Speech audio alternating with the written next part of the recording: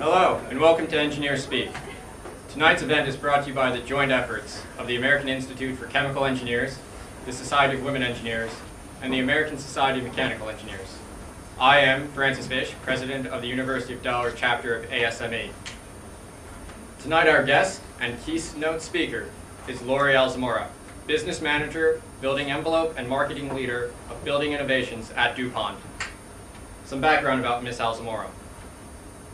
She is a high-energy business executive with extensive experience leading cross-functional organizations, marketing, and sales teams. Ms. Alzamora possesses a strong background in developing business growth strategies and execution plans and delivering financial results. She has proven her capability to see the big picture, create a vision, and drive organizational change through open and transparent communication. Ms. Alzamora graduated from the University of Delaware's Chemical Engineering program in 1986 and obtained her MBA here as well in 1998. Ms. Alzamora is here tonight to talk about making the transition from engineering to management. I would now like to hand over the podium to Ms. Lori Alzamora.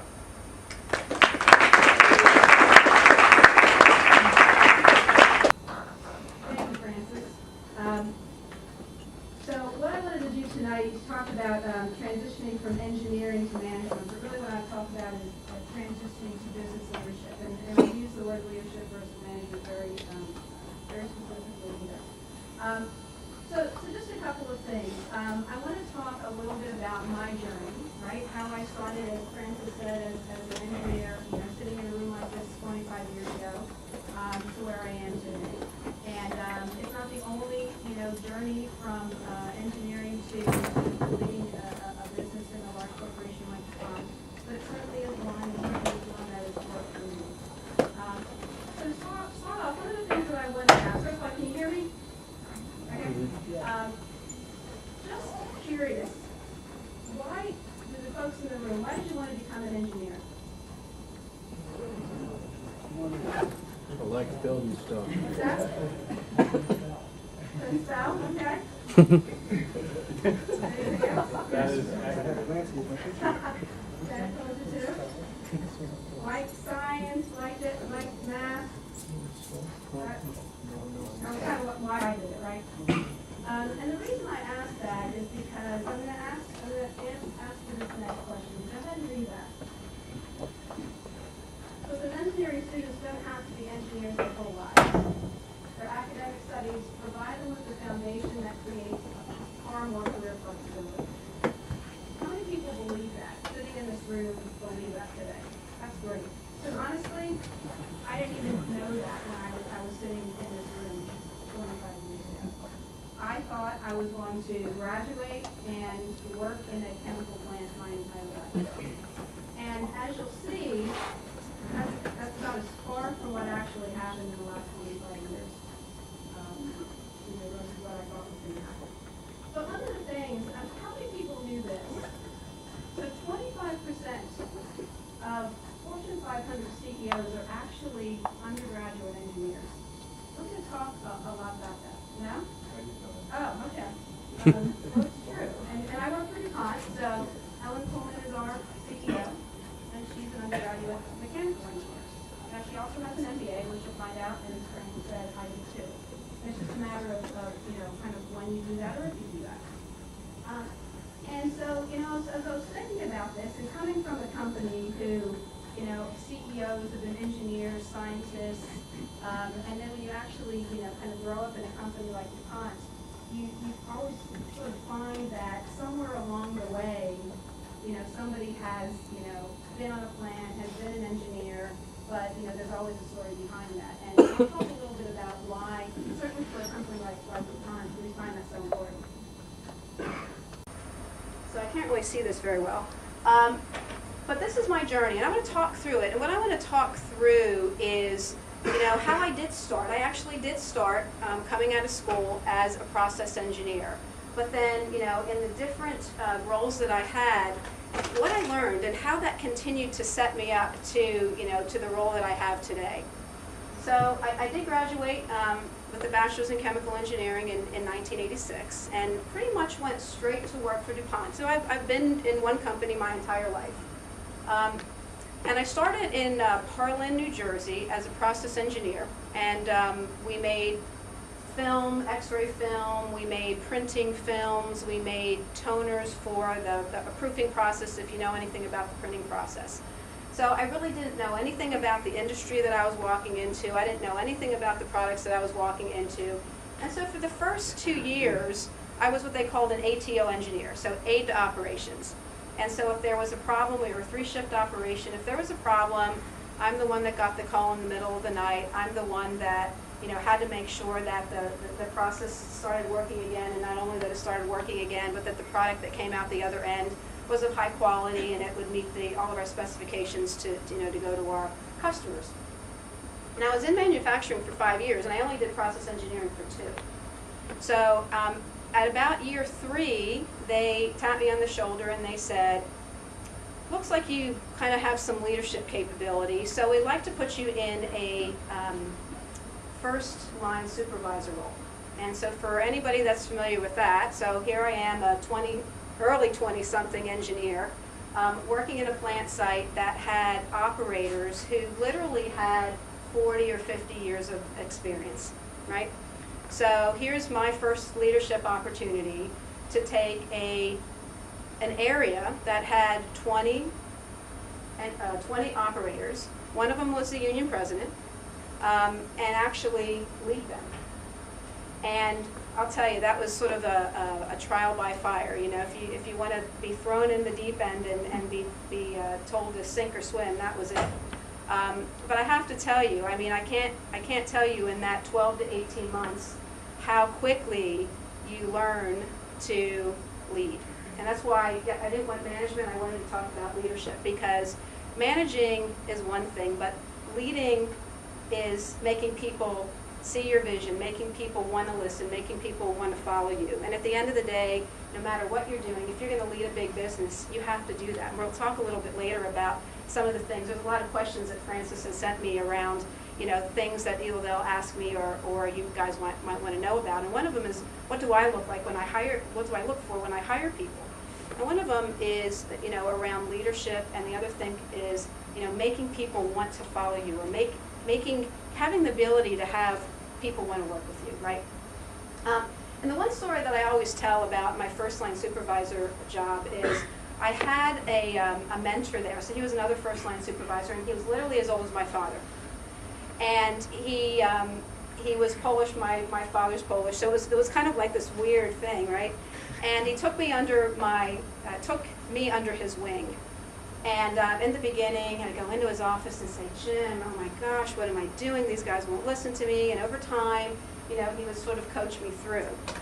And in the beginning, so I worked in a highly unionized plant, right? So, had to learn that whole thing around the grievance process and things if you work in a unionized plant, you'll become familiar with very quickly.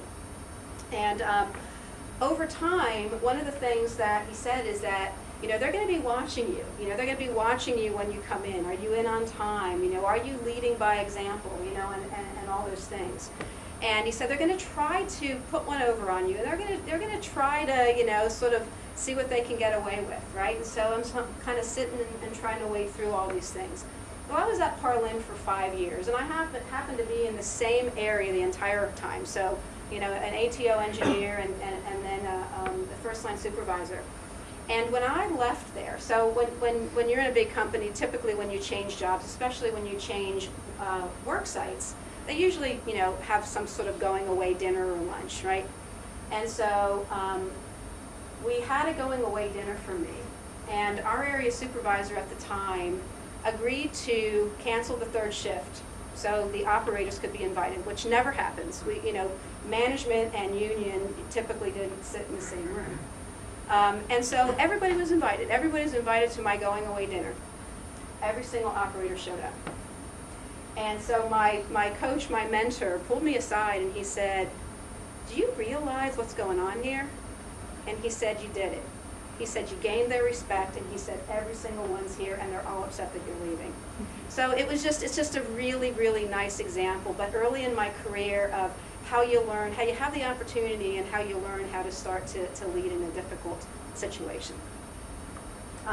So after I left manufacturing, I went into technical marketing. And when people in DuPont come to me, younger in their career, and say, how do I make a transition into the business side of the company? And I often recommend technical marketing. And the reason I say that is because you still have one foot in that safety zone, right? We're all technically trained. That's kind of our wheelhouse. But the marketing piece starts to give you that crossover. And what this really gave me is the opportunity to be out in front of customers. In fact, my job for 3 years was to fly around the country. I probably hit every printing plant in the entire country. And I had certain products that I had to solve customers' problems. And I could walk into the printing plant one day, because we had one here in Boothman, Pennsylvania at the time. And I could literally sit down at my desk, 5 minutes later have a customer call, and I'd be on a plane that afternoon going out and resolving an issue that could have jeopardized literally millions of dollars of business at risk. So that's where I started to really start to see, wow, what I do impacts real revenue dollars, right? You don't always, get that. And as an undergraduate, I never took one business course. In fact, when I started getting into product management, which we'll talk about next, they start talking about income statements and balance sheets. I'm embarrassed to say right now, I really didn't know what they were talking about. Hence the MBA. But anyway, so that is often a really nice way to transition from manufacturing or technical over into the more business side of things. And it also starts to give you a really good view that at the end of the day, I don't care how much innovation we have, I don't care how many hours or how many pounds of product that we manufacture, if you don't have a satisfied customer out there to buy it, none of us have jobs, right? So that was kind of that first view that, wow, we have to make sure that our customers are really satisfied. And in fact, I'll talk about when I did new product development, when you're actually developing new product, it's not technology forward, it's market back, right? Because the way that you differentiate, the way that you bring real innovation to the marketplace is by asking your customer what they want and then figuring out how to bring it to them and doing it better than anybody else, right? So from technical marketing, I went on to product line management. And again, this is now a little step closer towards business. But in this particular case, I started to have some product profitability and loss responsibility. But it was still for a product line, right? So it was looking at a product, working internally with our operations folks, making sure the quality was right, following up on customer complaints, and starting to get a perspective of what it means to start doing some longer-term planning, right?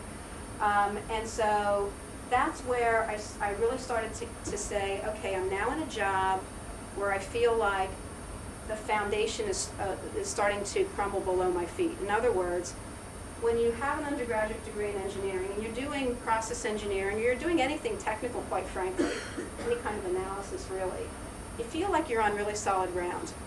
And I'm starting to get into a place where I said, okay, I will deny ever saying this, but I told you guys, I really wasn't very familiar with income statements and balance sheets. So I was like, I've got to figure that out some way, or I decided to get an MBA, and my company at the time was very gracious and actually sponsored me for the executive MBA program here, and I was in the second class. And just by the way, I mean, for anybody thinking about that, highly recommend it. I mean, just very, very well designed. We had great professors, and just the way they picked the people in the class, I created such an incredible network that has benefited me the rest of my career. So a little plug there. So I think everybody's pretty familiar with what a master's in business administration is. I would think so. But this is where you start to get into understanding, how you do strategy development. Really understanding accounting, really understanding micro and macroeconomics, and operations and new product development and organizational management, things like that. And so really, as I think about, kind of everything following that part of my career, and oh, by the way, I didn't leave DuPont and do that. I actually did it along with working full-time and traveling 90% of my time. And so it can be done, and it was done in 19 months. So I left there and I went into a new product development role. And so this is where I now started to think about, what do customers want? What's the market need? What's the competitive environment look like? How do I differentiate? You know, where's the blue ocean? Where's the red ocean, right? And then how do you bring that back in, right? And then how do you work across the organization, right? With technology, with operations, with all the other functions to figure out how you're going to get the business approval to be able to develop the product, right? So you have to essentially develop the business case based on market data, and then you need to figure out how to navigate through the organization to be able to get the support, to be able to get the funding, and get the resources, right? So as you kind of think about, you know, each role, there's, you know, another significant learning that you get, and this one was all about, so I had the perspective of how important the customer was, right? I had worked in manufacturing, I'm technical by nature, and now trying to say, now how do I start bringing it all together? And coming from a science company, which DuPont is, who prides themselves on developing and selling products that are truly innovative and truly differentiated versus the competition, I got to be on the leading edge of that, and that was really cool. And so, you know, as you talk about business leadership, one of the things that I have to do all the time is look at what's the 5-year strategy, what's the 10-year innovation strategy. If I hadn't done that and hadn't been there, you know, it's hard to lead people through something that you haven't experienced yourself. So that was really important. So from there, I went to a new venture management role. So that took what I did within DuPont and now started to take it more externally and broaden that. So part of that was looking at acquisitions. Part of that was looking at mergers. Part of that was developing brand new businesses from scratch. So we talked about developing new products from scratch, but that was actually within an existing business. This was the opportunity to actually develop and launch brand new businesses within a company. So 212 years, you know, all that stuff, dinosaur, right? So in a company who's been around a long time and tends to be somewhat risk averse. So how do you, within that environment, take the next step, right? Not just have to sell, how to get a new product funded, but how do you start a brand new business? How do you actually go out and make the case to buy a business, right? How do you learn how to go through that process, due diligence and all that kind of stuff? Yes? Is that where Exalta came from? It's one of them. I wasn't involved in that, but that's an example, absolutely. Okay. Yep. So again, you know, just another really interesting opportunity. And within DuPont, we have a whole mergers and acquisition part of the company, and also a corporate plans. And so also being able to start now working with the senior folks within the corporation was another key learning experience here. From there, I took over a functional leadership role. So within the corporation, within most corporations, you know, you have cross-functional organizations, and then you have, you know, a director of technology, a director of operations, you know, marketing, etc. So that was my next role. So from a global perspective, had the opportunity to lead, you know, a large marketing organization that actually included product management, actually included product stewardship, etc. And so while I've had other global roles, but never a global organization. And so, you know, this learning was, how do you lead when people aren't right there with you, right? How do you lead across cultures? How do you lead across time zones? And that is not an easy thing to figure out. And so it required a lot of travel. It required a lot of mentoring. And quite frankly, it required a lot of face time, because certain cultures, you know, as a female, and a younger female at the time, certain cultures, that was pretty atypical. But again, I kind of go back to my Parlin, New Jersey story with the operators. It's kind of the same thing, right?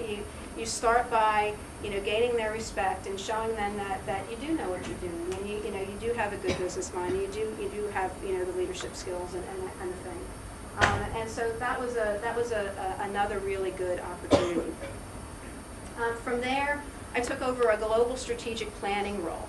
And we're just at the tail end of this whole corporate process. So we have an annual process that starts actually with each business going and developing a 5-year strategy, and then you have to go and the senior leadership does a review with Ellen and her staff.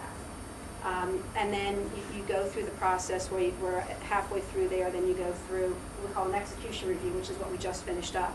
And that actually says, okay, so this is what you told me what you're going to do in the next 5 years. What are you going to do next year, right? What's the execution plan to be able to grow at the top line and bottom line on the percentage basis that you said? And how do you outperform organic growth, right? So in strategic planning, that gave me the opportunity to even more closely work with the corporation and with our corporate plans group.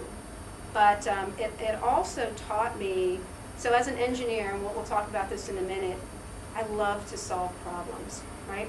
And so when you actually go into a business, and I've been in about 7 or 8 of them, when you actually go into a business for the first time, one of the things that I love is you have a fresh set of eyes, right? Mm-hmm. So all of a sudden you go in and you see things that people just don't see after being there, even 5 years, but a lot of people in DuPont are in the same business their entire career, 20, 25 years.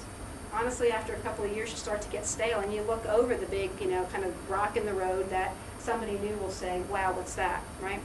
And so the strategic planning really gave me the opportunity to lead a business through defining what are they good at, right? So you start with kind of a basic SWOT analysis, right? Strengths, weaknesses, opportunities, threats.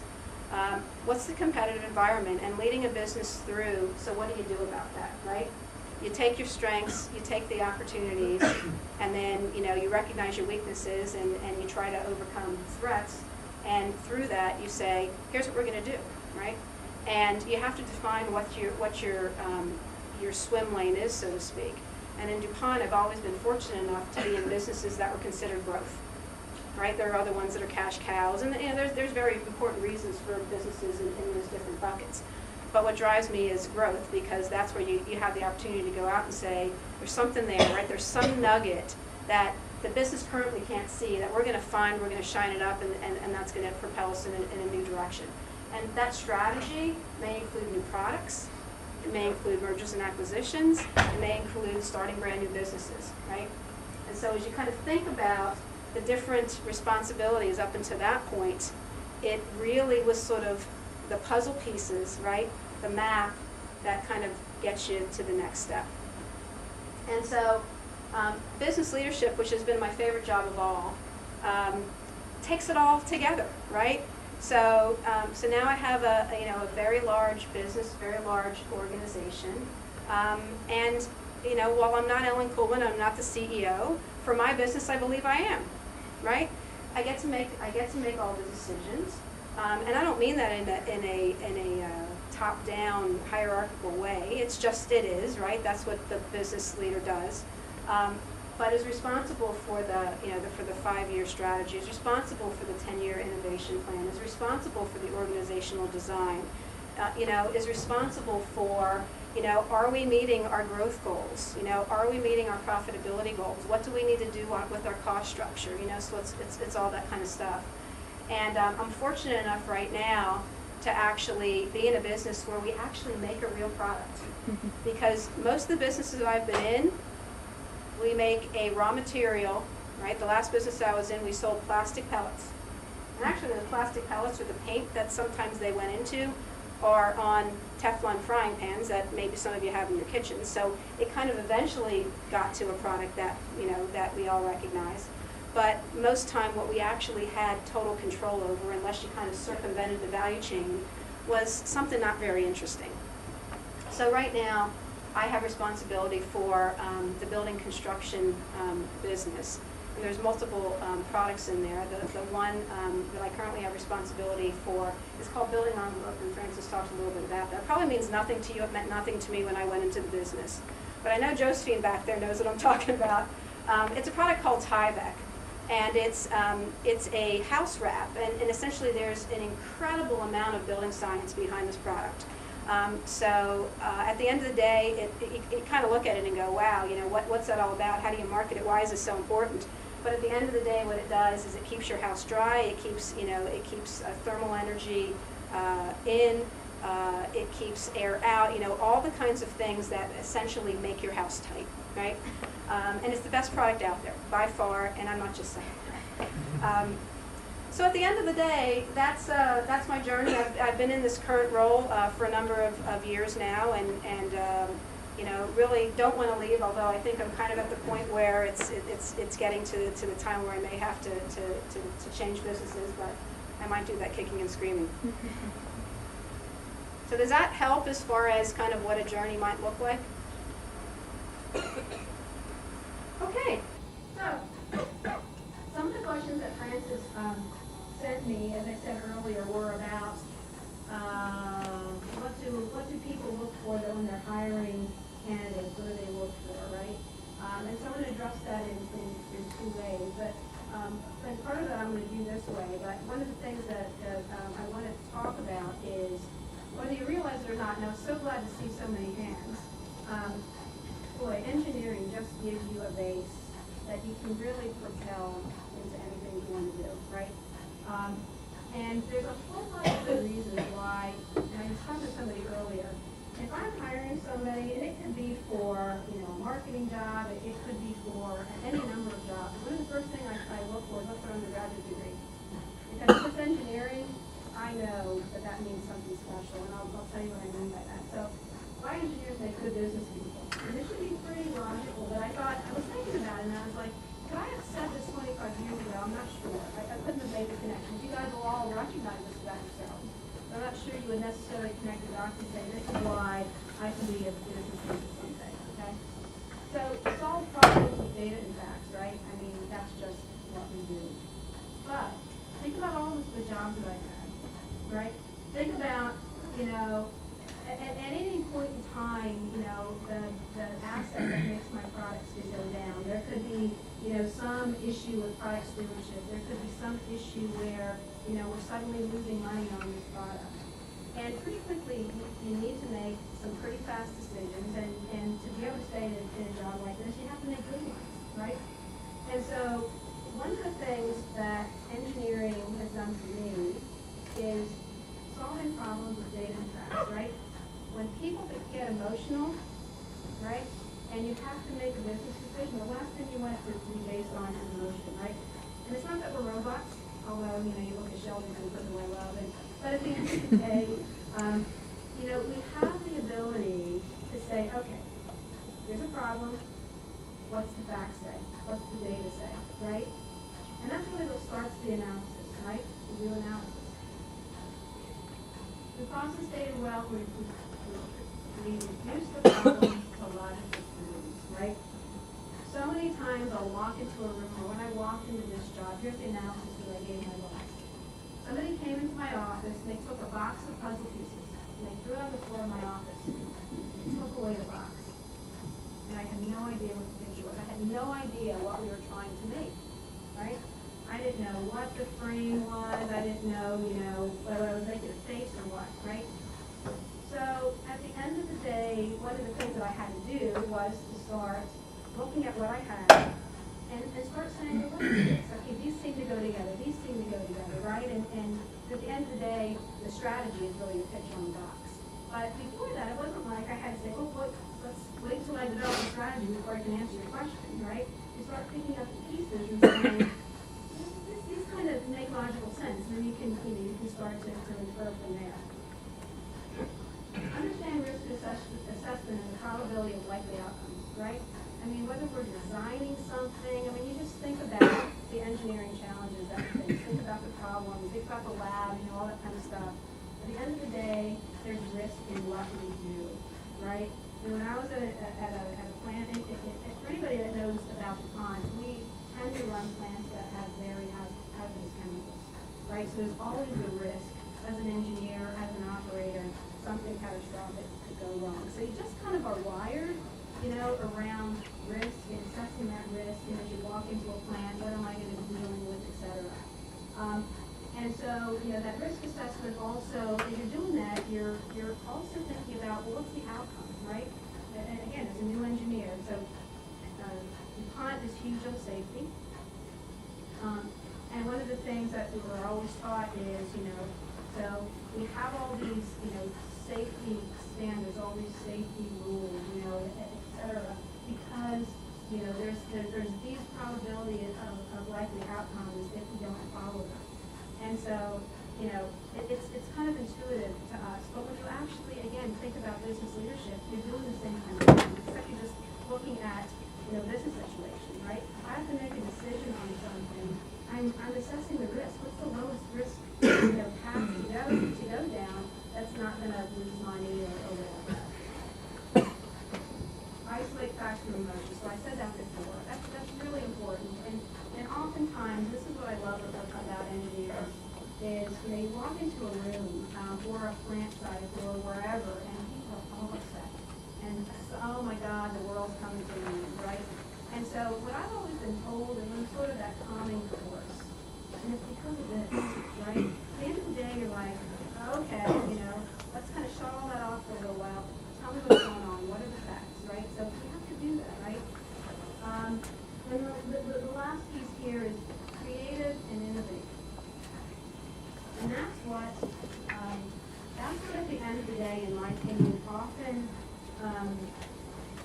distinguish an engineer. And are there any chemists or other science people in the room? Scientists, chemists. Often, of course, here's what I mean. I had lots of friends in undergraduate who were chemists, and then there were the chemical engineers, right? And what I found is that, and I work with a ton of PhD chemists and the like, is that they're more around what's the data and keep following and there's more theory there, right? And sometimes, and even you know, my technology leader, every once in a while I'll have to say, you know, okay, we have to get out of the theory because if we do that for too long, we're never going to be able to back up and make a decision, right? But an engineer is always solving problems, right? So you're taking that data, but you don't go too far down theoretical. At the end of the day, you're designing something, right? Or you have to make the process work or whatever, right? And so that's a really key thing that distinguishes engineers. And at the end of the day, it's the objective analysis, but it's coupled with creativity that really brings together the business success, right? Make sense?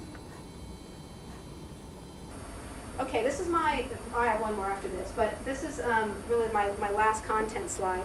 And Francis, this was trying to get at some of the questions that you sent me. But the last thing that I thought I would share is I've been hiring people for about 18 years across every function that you can imagine. And while you hire for specific functional competencies, if you're hiring somebody technical or an engineer, you're going to be looking for many functional technical competencies there. But at the end of the day, you're going to be looking also across the board for other key themes, that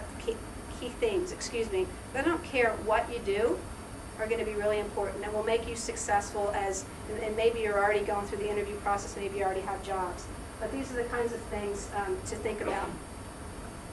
Some of them may be really obvious, and some of them, you know, you may think, oh, I know that. But I'll tell you a little bit more about why it's important. So good communication skills, I don't think anybody would argue with that. And both written and oral communications. And at the end of the day, you could be the smartest person in the room. If you can't articulate your ideas, and you can't, you know, have the conversation to be able to get people to understand what you're thinking about, you're going to go nowhere, right? So while you sit and you think about, I have to be able to get up and speak in front of a crowd, I have to be able to write my resume well, you know, I have to be able to write a good report. Those are table stakes, right? But good communications when you get into a corporate environment means, how do I represent me? How do I represent what I can do? Because if you don't do that, right, you have to advocate for yourself. If you don't do that and you can't convince people that you are smart, that you can contribute, that you can go to the next level, you're going to kind of stay where you are. And that may be fine. Some people do that their whole career, but I would imagine most people in this room don't think that way. Reputation for hard work. So I remember, back in my engineering days, pulling all-nighters, I was a lucky person that had the chemical engineering lab the last period on a Friday, and the lab was due the next morning, So, I mean, we all know what that means, right? You can't be an engineering graduate without knowing what that means. But in the work world, what this doesn't mean is it doesn't mean you're the first person at work. I beat my boss in, and I'm the last person out at night. It absolutely doesn't mean that. In fact, nobody cares. Maybe at one time, right? People don't care even where you are most times, right? What people care about is your output. And that's what I mean by a reputation for hard work, right? We're going through right now the ratings and ranking process in DuPont. And there's basically 3 levels. There's the satisfactory performer, there's the below required, you never want to be there, and there's the consistently exceptional performer. That's the person who is your go-to person. They think about what you need before you think about it, right? They're always bringing you ideas. They're always bringing you recommendations. That's what I mean by that. Good people skills. Talked a little bit about this. We talked about leadership. We talked about selling the vision. We talked about having people follow you. The only way that you're going to get people to do that is people talk about interpersonal skills, right? The ability to be likable, the ability to be approachable, the ability to just, talk to people and be interested in them, right? Because if people know you, people want to work with people they like, right? People that they respect, people that they trust. And the only way that you get to trust somebody is because you know them some, right? Some people, when they first start in DuPont, say, what are some things that you recommend that I do? How do I get to know people? One of the first things that I always say is go to some of the senior people in the organization and invite them to lunch. And because somebody told me that one time, and I remember doing that, and all of a sudden, you look at these people and, oh my God, she runs that business. Oh, there's the CEO, right? Have lunch with them one time, and all of a sudden, they're not so scary, right? They know a little bit about you. You have something that you can go up and talk to them about, even if you have 5 minutes in the elevator, right? You always have to have your elevator speech in case you are in the elevator with the CEO, right? And it's not about what you did, last night. But that's really important. Ability to handle multiple issues at one time. Note I don't say tasks there, right? This is not about multitasking and, using your iPhone not while you're driving, right? But while you're doing 3 other things and while you're in a meeting and you're doing email and all that kind of stuff. It's not what that means. What it means is that you are somebody that, remember I talked about the kind of the puzzle pieces on the floor, right? See the big picture, we'll talk about that a little bit later. But once you see the big picture, it's not like you have to go, okay, here's issue 1. Okay, I'm going to process issue 1, and then when that's all done, I'm going to move on, right? The business world does not work like that. I don't care what you do. So you have to be ready to have 10 balls at one time in the air and 10 more coming at you, right? And I know as engineering undergraduates, you know how to do that. But it gets magnified, and it comes in many, many different flavors once you hit the business world. Accountability. So again, this one may sound obvious. So you're reliable. You do what people ask you to do. But when we think about accountability, what we're talking about is oftentimes you may be in a class, you may be working in a team, we may be in a meeting, and somebody goes, would somebody be willing to own that? And usually people in DuPont, it's quiet. It's deadly quiet, right? And every once in a while you'll say, somebody will stand up or raise their hand and say, I'll own that. What they mean is they own it from beginning to end, right? They will figure out what resources they need. They will figure out what it takes to get it done, right? And I have to tell you, and I did this a bit unknowingly, but back when I was at Parlin as an engineer, what did I know? I did that one time, and I was in a room with one of our business directors. And every time he sees me, even to this day, he tells me about that. So really important. It's not something to be underestimated.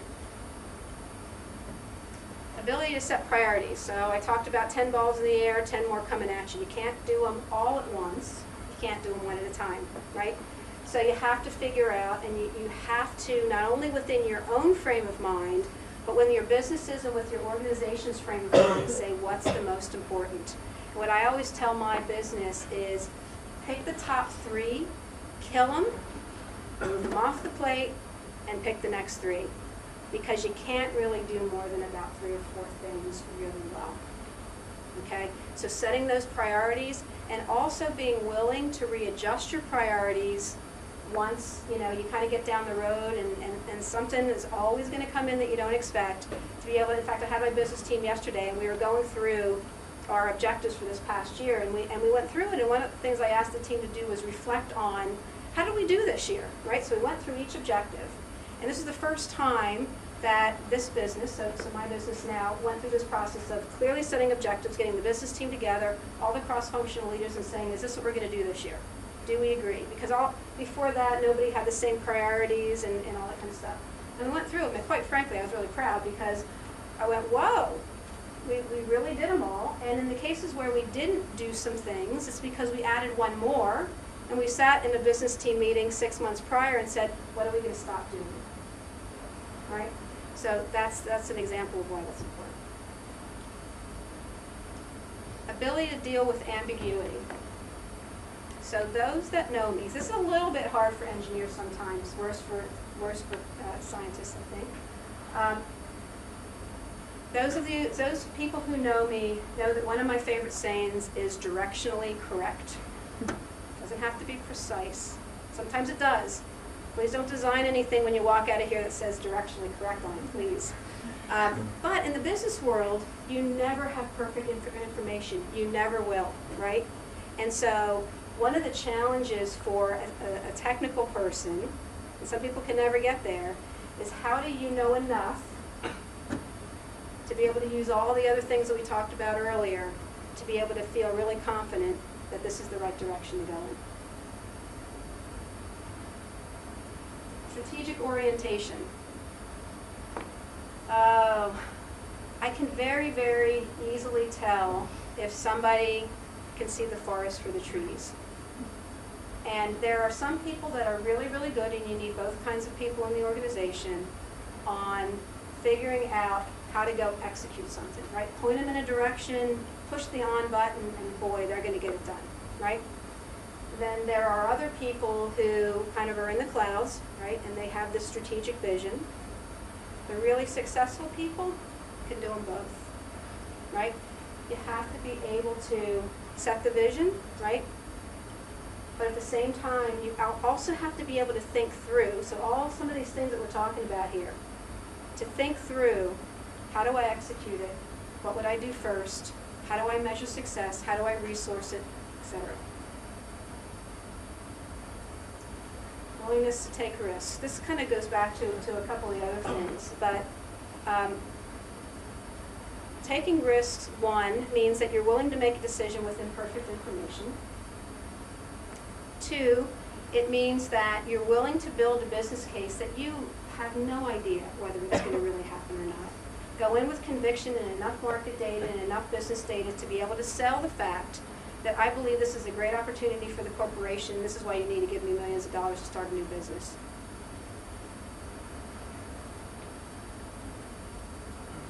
And leadership ability. I think I gave quite a number of examples of that. I think within a university environment, you have plenty of opportunities to be able to start this, but don't ever forget about how important this is, because within DuPont, you're either what we call an individual contributor, and you get tagged that very early, or you're in the leadership, and that gets decided, in your first couple of rotations within. Could be within the same business, could be within the same function, it could be in multiple different ways. And so you may decide that an individual contributor, by the way, just means you do your job, right? There's no people reporting to you, you don't provide any kind of guidance or leadership beyond yourself. And so you can think about that proactively. But it is something that if you aspire beyond just, being an individual contributor, just being an engineer in the plant, something to really think about and take advantage of now. Yes. So that's decided in the first 3 or 4 years that you work there? 3 or 4 rotations. 3 or 4 rotations, Mhm. okay. Yeah. So how many years would that be? 5 to 6. Okay. And let me just say, it's decided that whether or not you have the capability. In 5 or 6 years, you may not be leading an organization, but you start to get tagged, right? And then your career starts to develop based on, one path or another. Okay. So I'm gonna go back to this, but I'll set it up. So, one thing that I really love is, I love quotes, I love inspirational, sayings and things like that. And in one of my last roles, we were working on a project that literally for the last 20 years, the smartest people in DuPont said it couldn't be done. And at the end of the day, we made it happen. And in the middle of leading this initiative, I was on a plane, and I had a copy of The Economist with me, and I happened to open it up. And this came up. I'm going to read it, because you probably can't read it from back there. In fact, I hope I can read it. It was an ad from the Shell Oil Company. And I actually loved it so much that it's hanging in my office. I got my communications person to make a big one and frame it. But it starts out by saying, say no to no, right? So think about what my challenge was there. But I read this every day, and this is what I want to leave you with, because I really believe the spirit of an engineer is kind of wired this way, right? I'm going to read it from here, so I apologize. So it says, say no to no. Isn't it high time someone got negative about negativity? Yes, it is. Look around. The world is full of things that, according to naysayers, should have never happened. Impossible, impractical, no, and yet yes. Yes, continents have been found. Yes, people have played golf on the moon. Yes, straw is being turned into biofuel to power cars. Yes, yes, yes. What does it take to turn no into yes? Curiosity, an open mind, a willingness to take risks, and when the problem seems most insoluble, when the challenge is the hardest, when everyone else is shaking their heads, to say let's go.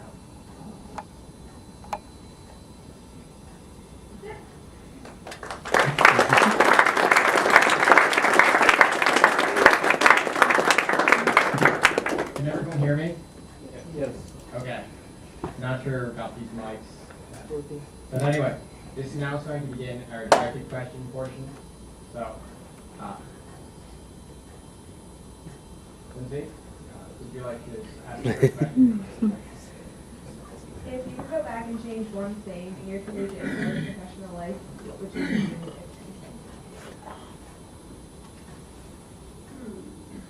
Good question. So from my undergraduate, so I shared the secret around the fact that as an engineer, I pretty much took engineering and science and math courses. So when I got into the business world, even when I started to step out of the technical realm even a little bit, I just was out of my element. So, I know there are electives. We don't have a lot of electives that we can take, but I wouldn't, if I had to do it over again, I would have probably taken some business courses, economics, things like that, because I took sociology, I took God knows what. And I just never really used them. When I think about sort of what I just, not that I didn't use them, right? There's value in every course. But at the end of the day, I would have had a much stronger foundation to some of my earlier roles prior to getting my MBA. All right, our next question is going to come from Nick. Hi, Lori. My question is, how has your vision of a dream job changed between when you were in college and Great question. That's why I started the presentation the way I did. I honestly, sitting here 25 years ago, had no expectation of doing anything but engineering my whole career. I didn't know what that meant, honestly. You take classes, but to be able to even say what a process engineer did, at a photopolymer facility. You know, I really didn't know what that meant. Did I think that was my dream job? I thought that was what the job was going to be, right? That's what I went to school for. And so my dream job today is really what I'm doing. And to be able to you know, even 10 years ago or 15 years ago, been able to say, here's how I would have kind of gone through this career trajectory I wouldn't have. And that's we talked earlier about, you know, individual contributor versus, you know, leadership management track. The good thing about large companies, you know, there's so many opportunities, and, you know, I always say to people in my organization that they're always like, what's my next role, what's my next role? And I always say, don't worry about it. Do your current job well. Knock it out of the park, and the next job is going to come. And that's exactly what happened to me, right? I didn't know I was going to be here, but that's the best advice I can give anybody. If you're always worried about what's next, you're not taking advantage of what you have now. And every single one of those roles that I described were absolutely critical. The experience that I got in every single one of those roles, I could not sacrifice any one of those to be able to get to the point. This is going to be our final directed question, and then we'll open it up to audience questions. What has been your greatest struggle in your career? So I'm a working mom. I'm a mom of twin boys who just entered high school, so they're 14. And so I'm talking to half the room. Being a working mom and trying to balance everything is not insignificant. It's also something I will never trade in my minutes, right? And I'm joking a little bit, but I'm only talking to half of the room, because working fathers are so much different than my dad and my mother. And I'm just saying that to be honest, right?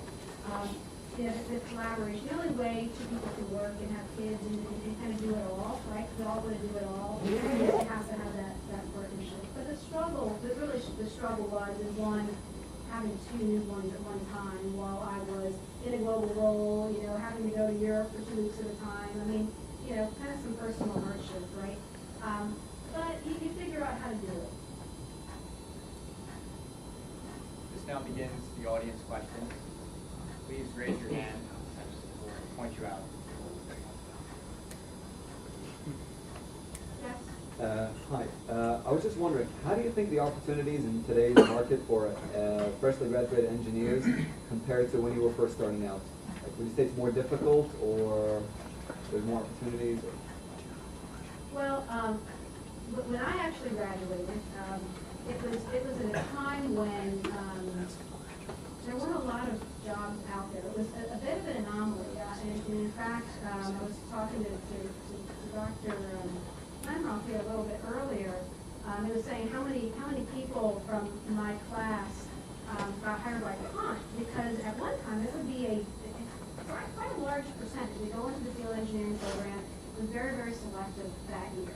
But you know, but that was a bit of an anomaly. What I will say is, knowing the DuPont company, you know, we're still hiring. I mean, one of the things that not just DuPont, but many corporations are going through right now is that a lot of the baby boomers are getting to the point where they're retiring, and we're starting to see pretty massive talent and knowledge in our organization retiring.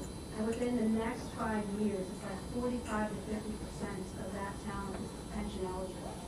So when you look at that, DuPont right now, whether it be engineering, whether it be marketing, whether it be finance, whether it be product stewardship and regulatory, are doing a lot of internships in the summertime for undergraduates, and then are hiring into rotational field health programs. So I have to say that given that perspective, I think the environment now is better than it was when I graduated. Thank you. Welcome. Yes? You've held a lot of positions throughout your career. Was that something purposeful to help you get to where you are today, or did it just sort of happen along the way? It's a good question. So I go back to the comment around individual contributor or a leadership track. So if you're on an individual contributor track, your jobs kind of come just based on, does something come up that you're the best candidate for, or you're kind of your own initiative, right? I'm tired of being here, let me look around and see what else is out there. But if you're on the leadership track, you're kind of tagged. And so, when you actually look at the career, I wouldn't have said, again, 25 years ago, I would have gone from A to B to C to D. But there was some master plan, right? And I actually didn't know it at the time. But as I kind of even put that slide together, and as I talk through it tonight, you go, well, yeah, I learned that. So that made me more, capable to do that. And you start putting all the pieces together, and it makes sense. So I will tell you that most people that have roles like mine, or with greater responsibility than mine, the path that you see there, except maybe in the very early years, some people spend more time in technical, but generally speaking, once you get out of that technical role, you tend to see a pretty similar path, because you need to learn things along the way to be able to gain experience and the capability to take on a business role. Thank you. You're welcome. Yes. Do you think the higher up in the company set the path for you? Do you think they were the ones setting the path and having you try seeing the company in many different ways for that so Yeah. So. I'm sorry. And then Yeah. also, now that you are in the business role, are you setting other people's path? Yeah, so I'd say yes and yes. The first one is not as prescriptive as maybe you would think, right? There are certain roles that give you certain types of experiences. Sometimes it's important with the order that you're doing it, and sometimes it's not. And so oftentimes it's more of the big picture. What are the kinds of things that will make this person successful? And then what you're doing is you're looking across either the business or the corporation to say what's available. And so that's the combination of those two things. And then the second question, as I said, is absolutely. In fact, that's one of the most fun things that I do right now. As I said, we're going through the revenue ranking, so we do an end-of-year review process. Everybody does their reviews. And I have a couple of folks in my organization that are really, high-end talent. And so, spending time and talking about what are we doing and what do we think, what do we see next, it's just really energizing, because it's just so great. I feel like I've been so blessed in so many ways, to be able to do what I've done, but then to be able to help others, do it and really foster the talents that people have is really a great thing. Yes. You had mentioned that you started your career first and then later on pursued and received your MBA. If you could go back, would you have done it differently and received your MBA right after your undergrad, or do you think it's more beneficial to get experience? Yeah, that's a great question. And I'll answer your question, but I'll make a comment. I did have one person in my class who went directly from the University of Delaware to Vanderbilt, right, to an MBA. And at the time, I was like, why are you doing that? Now, I didn't totally realize at the time that person's father was actually an executive at DuPont, who almost sort of had that description for him, right? So he was the only one that did that, and at the time I just didn't understand it. I wouldn't trade the way I did it for anything. And because if I would have gone directly to business school, when you actually hire into DuPont at a business school, you're not going to be hired as an engineer. You're going to be hired into some other marketing, product management kind of role. And one of the things I said earlier is that, it's really important to experience, all the different parts of a company. It's important to be part of manufacturing, right? So when you're actually, at a customer and, the salesperson is saying, we don't know what we're doing. Well, if you've been in manufacturing and you've owned a manufacturing process, you know how hard it is to do some of the things that we do, right? So you have that respect. You need to have been in front of a customer. You need to have had sales or customer relationships, because now you're on the other side, right? Because if you're in manufacturing, the customer is the enemy, because they're always creating all these problems for us, right? So the reason I say that is because by going from engineering and doing technical and engineering and operations kind of roles, and starting to cross over into kind of marketing technical, and then realizing I had gaps. You know, I actually was able to fill the gaps, and while I was going to school, I was actually in a role where I actually took everything that I did in class back to my job and was better at it every day, and vice versa. And I was talking to one of my folks today. He's finishing his MBA at Drexel, and we were talking about just that. I said, Ben, let me ask you, you know, do you feel like this last year that, you know, you've gotten better in your job? And, you know, and he's like, absolutely. He described exactly what I said. So, you know, for me, and in fact, we have a program in DuPont called MLDP. It's Marketing Leadership Development Program. And to be able to be hired into that, you have to have an MBA, but you have to have at least 5 years of work experience. And that's really, really critical because those 5 years give you a foundation and a leg up from people who are literally just coming out of business school. Thank you. You're welcome. Yes? So say you work for DuPont and for your 5 years got your MBA, work for another 5, got some experience. Is it a common thing for people to then go to a different company under the same circumstances? Yeah. So what's more likely, in fact, I just had somebody do this in the last line. What's more likely is you work for DuPont, you get DuPont to pay for your graduate degree, and then you leave.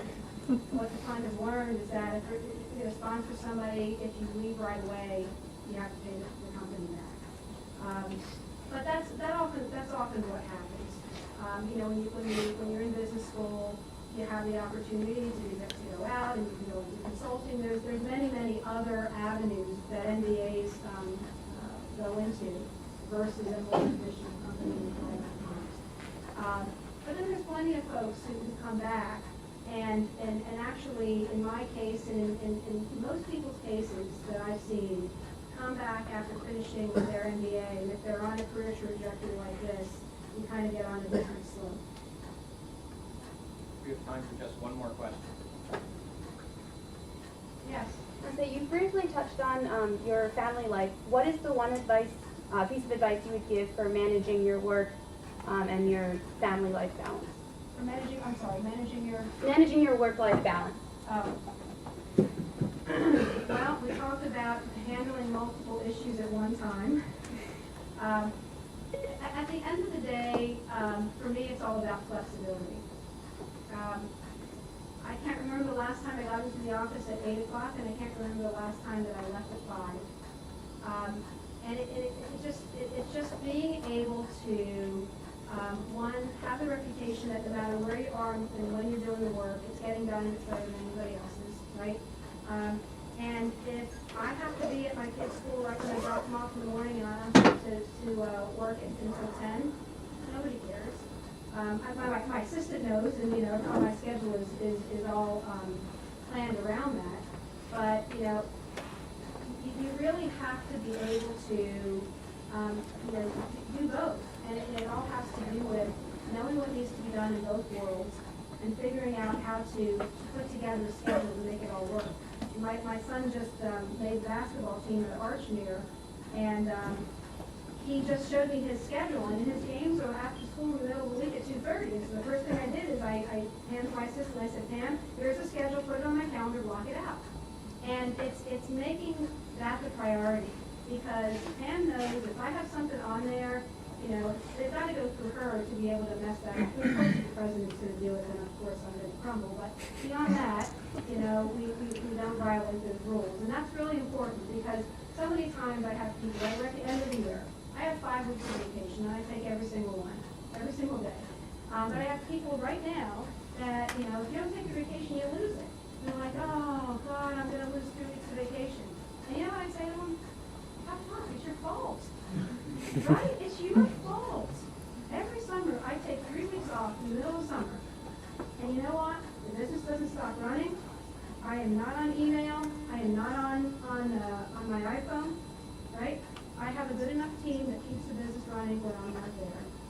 And what I always say is I'm not going to check my email. I'm not going to check my phone. If it's an emergency, text me. In all the years I've been doing that, guess how many times somebody's texted me with a crisis? twice. And there were really good reasons. In fact, this last time, I remember exactly where it was. We were at Carlsbad Caverns, and my manager texted me, and it was a really, really critical legal situation.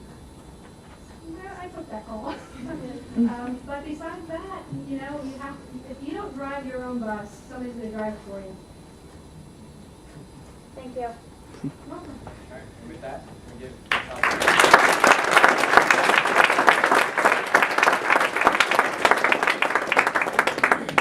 Hey, don't go away.